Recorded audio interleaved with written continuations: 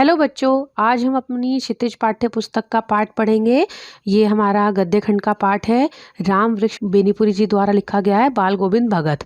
बाल गोविंद भगत के लेखक श्री राम वृक्ष बेनीपुरी बिहार के मूल निवासी थे। उनका पूरा नाम राम वृक्ष शर्मा था। मुजफ्फरपुर जिले बेनीपुर गाँव में इनका जन्म सन 1899 में हुआ था। अपनी माटी से अधिक अनुराग होने के कारण उन्होंने अपने नाम के आगे बेनीपुरी लिखना शुरू कर दिया, क्योंकि वे बेनीपुर निवासी थे। इनका पूरा बचपन संघर्षों में बीता। माता पिता की असमय मृत्यु ने इनका जो जीवन था वो कठिनाइयों से भर दिया था। पेशे से लेखक, पत्रकार और कवि श्री बेनीपुरी जी की शिक्षा दीक्षा की बात करें तो ननिहाल से संरक्षण पाकर इन्होंने 10वीं तक की पढ़ाई करने के बाद वे भारत की राष्ट्रीय स्वाधीनता आंदोलन से जुड़ गए। इन्हीं सब में इन्हें कई बार जेल भी जाना पड़ा। वे महान विचारक, क्रांतिकारी, पत्रकार और संपादक भी थे। 69 वर्ष की आयु में इनकी मृत्यु हो गई थी। संपादक कार्य अगर इनका जाने तो इन्होंने बहुत ही कम उम्र में पत्र पत्रिकाएं लिखने शुरू कर दी थी। दैनिक, साप्ताहिक और मासिक पत्र पत्रिकाओं का संपादन किया इन्होंने। बालक, युवा, योगी, किसान मित्र, तरुण भारत, जनता, जनवाणी, तूफान, हिमालय और नई धारा के संपादक के लिए इन्हें प्रशंसा और सराहनाएं मिली। इन्होंने साहित्यिक जो रचनाएं लिखी हैं लगभग 100 से भी अधिक हैं। इसमें ज़्यादातर रचनाएं बेनीपुरी ग्रंथावली के नाम से प्रकाशित हैं। इनकी कृतियां जो हैं वो हैं बच्चों उपन्यास, पतित के देश में, ललित गद्य, वद्य वाणी विनायको, निबंध और रेखा, घोर गुलाब, माटी की मूर्ति रेखा चित्र है, चिता के फूल, कहानी संग्रह और नाटक, अम्बापाली, सीता की माँ, संघमित्रा, अमर ज्योति, तथागत इत्यादि। तो बच्चों, ये था हमारा लेखक का जीवन परिचय। ये छोटा सा परिचय मैंने इनके बारे में आपको दिया है, जिससे कि आप इनके बारे में जानकारी आपको मिल सके। तो बच्चों, आइए अब बाल गोविंद भगत पाठ का हम सार पढ़ते हैं। इस पाठ के लेखक राम वृक्ष बेनीपुरी जी हैं। बाल गोविंद भगत कहानी की शुरुआत कुछ इस तरह से होती है। बाल गोविंद भगत लगभग 60 वर्ष के एक मंझले कद के गोरे चिट्टे आदमी थे। उनके सारे बाल सफ़ेद हो चुके थे। वे बहुत कम कपड़े पहनते थे। कमर में सिर्फ एक लंगोटी और सिर में कबीरपंथी के जैसी कनपटी टोपी पहनते थे। मतलब वो कबीर को मानने वाले थे, कबीरपंथी थे वो। बस जाड़ों में ही एक काली कमली ऊपर से ओढ़ लेते थे। उनके मस्तक पर हमेशा एक रामनंदी चंदन का टीका लगा रहता था। उनके गले में तुलसी की जड़ों की एक बेडोल सी माला पड़ी रहती थी। वो खेती बाड़ी करते थे। उनके पास एक साफ सुथरा मकान भी था, जिसमें वे अपने बेटे और बहू के साथ रहते थे। लेकिन वो आचार, विचार, व्यवहार व स्वभाव से साधु थे, क्योंकि वो कबीरपंथी थे। तो वो संत कबीर को ही अपना आदर्श मानते थे। कबीर के उपदेशों को उन्होंने पूरी तरह से अपने जीवन में उतार लिया था। वो कबीर को साहब कहते थे और उन्हीं के गीतों को गाया करते थे। तो बच्चों, कई बार क्वेश्चन आ भी जाता है कि कबीर को किस नाम से पुकारते थे या साहब किसे कहा गया है। तो कबीर को साहब कहा गया है।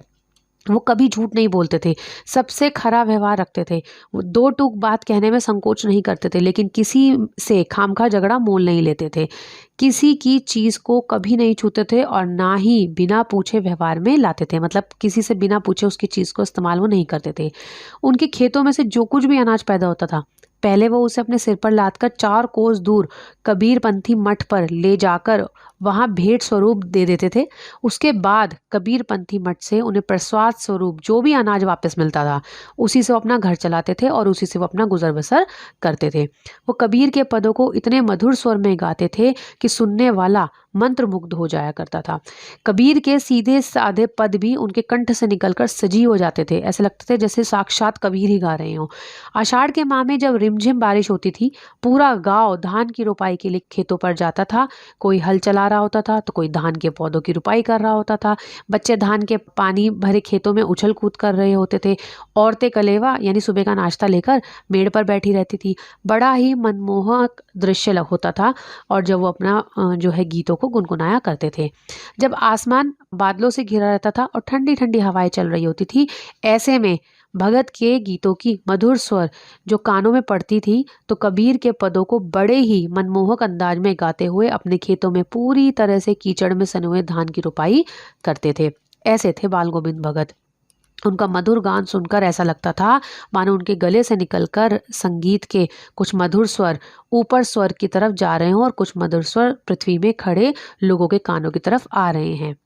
खेलते हुए बच्चे भी उनके गानों में झूम उठते थे। औरतें गुनगुनाने लगती थी। हल चलाने वाले लोगों के पैरे भी अब ताल से उठने लगते थे जो उनके पैर थे, और रोपनी करने वालों की उंगलियां एक अजीब क्रम से चलने लगती थी। सच में बाल गोविंद भगत के संगीत में जादू था। भादों की काली अंधेरी रातों में जब सारा संसार सोया रहता था, तब बाल गोविंद भगत का संगीत जाग रहा होता था। कार्तिक माह के आते ही बाल गोविंद भगत की प्रभातियां शुरू हो जाती थी, जो फागुन तक चलती रहती थी। इन दिनों में सवेरे उठकर गांव से 2 मील दूर नदी में जाकर स्नान करते थे। स्नान से लौटकर गांव के बाहरी पोखरे के ऊंचे भिंडे पर अपनी खंजड़ी ले जाकर बैठते थे। खंजड़ी बजाने वाला जो होता वाद्य एक यंत्र होता है, उसे बजाते थे, बैठते थे और गाना गाते थे। गर्मियों में तो वे अपने घर के आंगन में ही आसन जमा कर बैठते और अपनी मंडलियों के साथ गाना गाते थे। बाल गोविंद भगत की संगीत साधना का चरम उत्कर्ष उस दिन देखने को मिला जिस दिन उनके एक लौटते बेटे की मृत्यु हो गई। उन्होंने बड़े प्यार से अपनी बेटी की शादी की थी। घर में एक सुंदर और सुशील बहू आई, जिसने भगत की दुनियादारी और घर गृहस्थी के झंझट से मुक्त कर दिया था। इकलौते बेटे की मृत्यु के बाद उन्होंने अपने मृत बेटे की देह को आंगन में एक चटाई पर लिटाकर उसे एक सफेद कपड़े से ढक दिया। उसके ऊपर कुछ फूल और तुलसी दल बिखरा दिया और फिर सिर के सामने एक दीपक जला दिया। उसके सामने ही जमीन पर आसन लगाकर गीत गाते रहे, वह भी पूरी तल्लीनता के साथ। उनकी बहू अपने पति की मृत्यु पर काफी दुखी थी, इसलिए खूब रो रही थी। लेकिन बाल गोविंद भगत पूरी तल्लीनता के साथ गाना गाए जा रहे थे। अपनी बहू को भी रोने के बजाय उत्सव मनाने को कह रहे थे। वो कह रहे थे कि विरहिणी आत्मा आज परमात्मा से जा मिली है और यह सब आनंद की बात है, इसलिए रोने के बजाय उत्सव मनाना चाहिए। बेटे की चिता को आग भी उन्होंने अपनी बहू से ही लगवाई।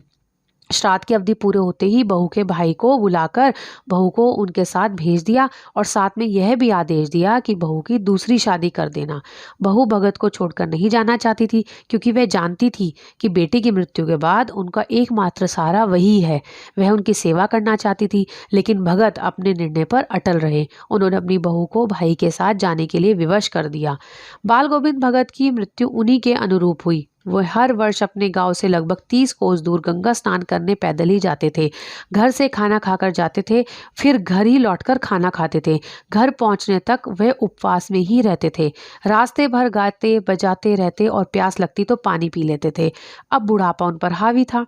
इस बार वो जब गंगा स्नान से लौटे, उनकी तबीयत कुछ ठीक नहीं थी, किंतु वह अपने नेम व्रत को कहाँ छोड़ने वाले थे। मतलब वो वैसी उम्र का लिहाज नहीं कर रहे थे, वो वैसे ही कर रहे थे जैसे कि वो अब तक किया करते थे। घर लौटकर उन्होंने अपनी वही पुरानी दिनचर्या जारी रखी। लोगों ने उन्हें आराम करने को कहा, लेकिन वो सबको हंसकर टाल देते थे। मतलब उन्होंने किसी की बात नहीं टाली। वो कहते थे तो मुझे थोड़ी ना कुछ हुआ है। उस दिन भी उन्होंने संध्या में गीत गाया था, लेकिन सुबह के वक्त लोगों ने उनका गीत नहीं सुना। जाकर देखा तो पता चला कि बाल गोविंद भगत नहीं रहे, सिर्फ उनका पुंजर पड़ा है, यानी मतलब उनका शरीर जो था वो नश्वर जमीन पर पड़ा था। तो बच्चों, ये बाल गोविंद भगत के पाठ का सार था। आपको ये पाठ समझ में आया मुझे कमेंट करके ज़रूर बताएं और चैनल को सब्सक्राइब करें ताकि और बच्चों तक भी ये पाठ पहुंच सके। धन्यवाद।